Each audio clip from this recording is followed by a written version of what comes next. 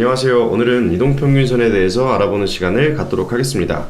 많이들 들어보셨고 실제 매매 시에 사용하시는 개인 투자자분들이 상당히 많습니다. 영상 보시고 개념 잘 잡으셔서 매매하실 때 도움 받으시길 바라겠습니다. 영상 안내 순서입니다. 먼저 이동평균선이 무엇인지, 이동평균선이 왜 중요한지, 그리고 이동평균선 매매법 안내해 드릴 예정이고요. 마지막으로 매매법 적용 예시 들어드리면서 마무리하도록 하겠습니다. 이동평균선은 일정 기간 동안의 주가를 산술 평균한 값인 주가의 이동평균을 차례로 연결해 만든 선이라고 합니다. 주가는 매일 등락을 하면서 변동하지만 일정 기간 동안은 상향 혹은 하향으로 일정한 방향성을 갖는데 이를 수치화해 놓은 선이라고 이해하시면 되겠습니다. 예를 들어보면 5일 이동평균선을 구한다고 가정해 보았을 때 5일 동안의 종가를 합해서 5로 나눈 값을 연결해서 하나의 선으로 나타낼 수 있는데 그 선을 이동평균선이라고 합니다. 오른쪽 그림을 보시면 2018년부터 현재까지 코스피 지수의 움직임을 나타내고 있는데요. 녹색 선을 5일 이동평균선이라고 하는데 주가와 움직이는 변동폭을 함께 한다는 걸 쉽게 확인할 수가 있습니다. 빨간색은 20일, 60일, 120일, 그 다음 노란선은 200일 이동평균선을 나타내고 있는데 노란색 200일선이 가장 완만하고 이동평균선의 기간값이 120일, 60일, 20일 짧아질수록 주가에 따른 기울기의 변동폭이 더 큰 모습을 확인할 수가 있습니다. 당연히 이동평균선의 기간값이 짧을수록 주가의 단기 변동에 영향을 받기 때문입니다. 그래서 일정 기간의 평균값을 이어놓은 이동평균선은 해당 기간에 대한 추세를 확인할 수가 있는데 5일선, 20일선은 단기 추세를 확인하는 데 도움이 되고 200일선, 120일선은 장기 추세를 하기하는 데 도움이 됩니다. 본인이 기준으로 잡은 기간값에 대해서 추세를 확인할 때 이동평균선이 우상향을 하고 있다면 상승 추세, 우하향을 하고 있다면 하락 추세로 보시면 되겠습니다. 자, 그럼 왜 중요한가? 이동평균선을 왜 매매 시에 참고를 해야 하는가를 알아야 합니다. 이동평균선이 중요한 이유는 매매 시의 판단 근거 중에 하나로 기준을 세울 수 있기 때문인데 앞서 말씀드린 것처럼 추세를 확인해서 매수 포지션으로 취할 수 있고 매도 포지션을 취하는데 중요한 역할을 하게 됩니다. 주가는 추세를 형성하면 일정 기간 추세를 유지하려는 성향이 있다. 물론 추세를 유지하는 기간값이 변수가 됩니다만 반드시 인지하시고 매매 시에 참고하셔야 할 개념입니다. 추세가 상승 추세에 놓여져 있는 종목을 매수하실 수가 있고요. 하락 추세의 종목은 피한다든지 손실 보고 있다면 손절매를 진행할 수 있게 됩니다. 기준을 갖는다는 것은 매매 시에 반드시 필요한 원칙으로 확립될 수 있고 막연한 상승 기대감으로 매수 혹은 홀딩에 가는 주식 매매는 더 이상은 지양하셨으면 좋겠습니다. 이제 이동평균선을 활용한 매매법을 안내해 드리도록 하겠습니다. 조셉 그랜빌이라는 사람이 고안해낸 이동평균선을 이용한 투자 전략으로서 일정 기간의 주가를 평균화하여 전체적인 주가의 흐름을 관찰할 수 있는 지표인 이동평균선을 분석해서 매매 시점을 포착하는 방법입니다. 그랜빌은 많은 예증을 들면서 여러가지 이동평균선 가운데 장기 이동평균선인 200일 이동평균선이 가장 신뢰할 수 있다고 주장하고 이동평균선을 분석해서 매매 시점을 포착할 수 있다고 하였습니다. 그랜빌은 상단의 4가지 매수 포인트와 하단의 4가지 매도 포인트 총 8가지 법칙을 제안하였습니다.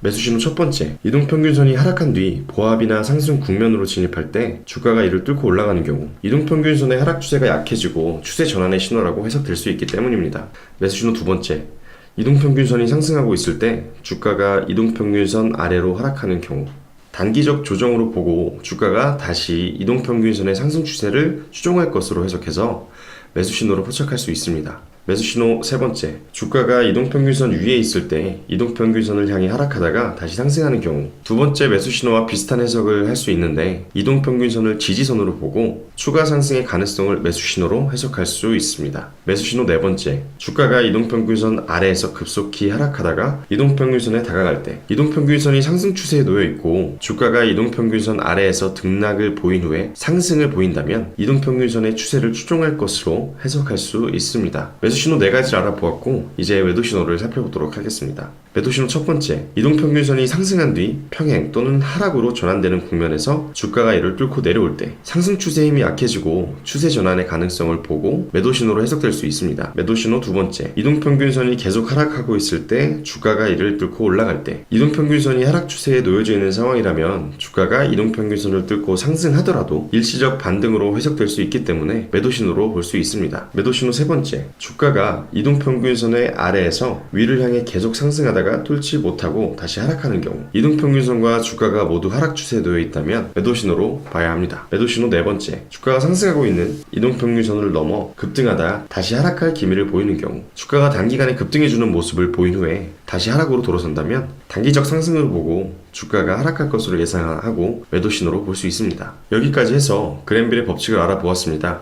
8가지 법칙을 외워서 매매 시 기계처럼 대입하지 마시고 이해를 하셔서 시장을 볼 때 추세 파악의 용도로 사용하시면 되겠습니다. 간단히 정리해서 말씀을 드리자면 이동평균선의 값을 기간값 21선, 61선, 121선에 따라서 해당 기간의 추세를 파악한 후에 이동평균선을 기준으로 잡고 현재 시점의 주가의 추이가 해당 이동평균선의 추세를 추종하는가 그렇지 않은가를 보시고 이해하시면 매매하시는데 상당히 도움이 많이 되실 겁니다. 그럼 다음으로 실제로 저희가 매수했던 종목을 대입해서 보도록 하겠습니다. 소개해드릴 종목은 파트론이란 종목입니다. 작년 10월 말경에 촬영을 해서 영상 남겨드렸었는데 영상을 통해서 매수 근거에 대해 안내해 드렸었습니다. 7,000원 부근에서 매수하기 상당히 매력적인 포인트라고 생각을 했고 현재 주가는 오늘자로 11,000원을 상회하고 있습니다. 자, 그럼 이동평균선을 통해서 매수 근거를 안내해 드리도록 하겠습니다. 차트를 보고 설명드리도록 하겠습니다. 5일, 20일, 60일, 120일, 200일 선을 세팅해 놓았는데요. 2018년 10월 말쯤에 이동평균선과 주가의 관계를 보면 200일, 120일 이동평균선의 기울기가 완만해지면서 20일, 60일 선을 강하게 상승 돌파하고 120일 선까지 상승 돌파하려는 주가의 움직임을 보이면서 며칠간 주가가 이동평균선과 흐름을 같이 하게 됩니다. 장기 이동평균선의 기울기의 완만해짐과 주가의 상승 탄력을 추세 전환의 모멘텀이라고 판단하고 매수를 할 수 있었습니다. 물론 기업의 재무제표, 비즈니스 방향성, 사업성 분석은 완료된 상태였습니다. 그 이후 상승폭을 보여주었고 조정을 받는 모습이 보이는데 보시면 120일, 200일 이동평균선의 기울기가 완만해졌기 때문에 추세 전환을 위한 단기 조정 구간이라고 보셔도 유효한 구간이었습니다. 만약에 하락 전환이라고 판단해서 매도를 진행하였더라도 두 번째 구간에서는 충분히 안전하게 공략할 수 있었습니다. 이후에 추세를 이어 큰 상승폭을 보이고 있는 종목입니다. 다음 종목은 이수페타시스입니다. 이 종목은 2018년 8월부터 관심을 가지고 지켜봐오던 종목인데 200일선을 강하게 돌파해가면서 큰 상승폭을 보였던 종목입니다. 저희가 매수해서 60% 이상의 수익을 실현했던 종목인데 이 종목을 매수할 때 매력적인 포인트를 이동평균선 매매 관점에서 본다면 하락 추세로 보이긴 하지만 기울기가 상당히 완만하게 형성이 되어 있는데 단기 이평선부터 장기 이평선까지의 상승 돌파를 강하게 해주는 모습을 확인할 수가 있습니다. 200일선을 기준으로 잡고 한다면 화살표가 가리키는 구간에서 공략을 진행해 보실 수 있었습니다. 현재는 장기 이동평균선인 200일 이동평균선에 부딪혀 하락 추세에서 상승 추세로의 전환을 시도하고 있습니다. 당연히 매수 신호로 볼 수 있겠습니다. 하지만 이 구간에서 추세 변화에 실패한다면 빠르게 매도를 통해서 내 주식 계좌를 지켜내는 게 해답이 될 수도 있겠습니다.